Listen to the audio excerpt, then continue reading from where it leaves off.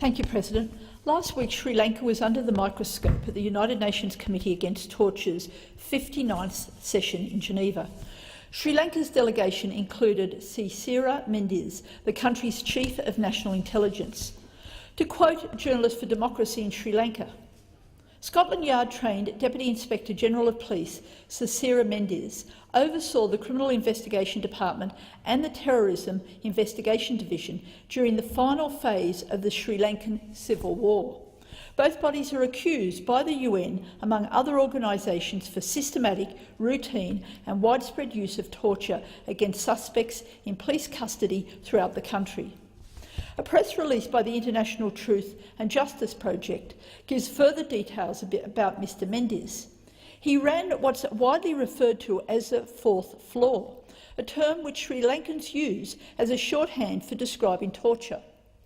A UN report last year named Mr Mendes and described interrogation rooms used for torture in CID headquarters as being equipped with metal bars and poles used for beatings, barrels of water used for waterboarding, pulleys and apparatus, all used as torture instruments.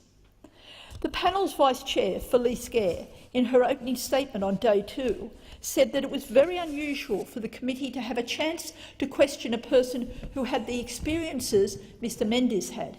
She and the other rapporteurs asked him a series of questions.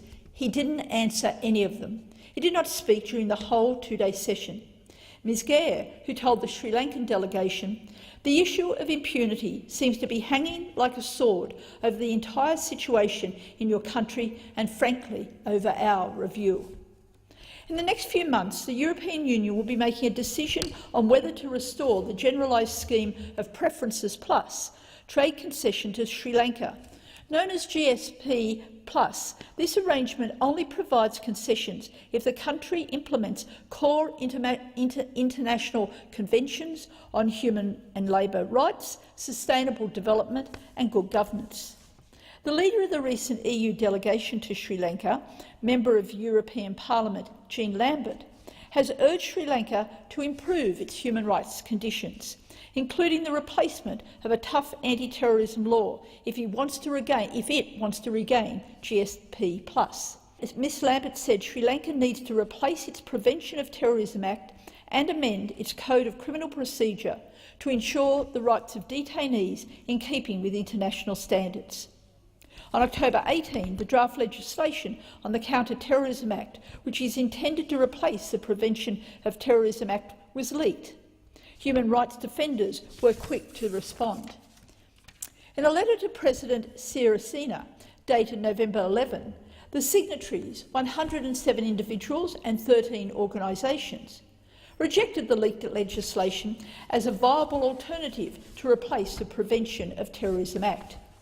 To quote from their letter, "In the way it is written, the proposed law will have a chilling effect on all forms of dissent, including legitimate democratic activity. We have long seen how the Prevention of Terrorism Act and emergency regulations have disproportionately targeted the Tamil ethnic community. The administrative and executive culture, particularly the police and security forces, continue to be predisposed to such disproportionate treatment." UK-based human rights NGO Together Against Genocide has said, "The draft legislation places little emphasis on the protection of people under arrest. It places few limitations on police obligations to protect people from harm in custody. Additionally, it does not contain adequate safeguards against rape and sexual abuse during interrogation. The obligation on state security authorities to prevent these kinds of abuses, all too familiar in the post-war context, is expressed only through the ambiguous standard of practicable measures. This is especially troubling in light of the scope of police powers and an extraordinarily broad definition of terrorism. Under the CTA, advocating for change in a government policy decision may amount to terrorism.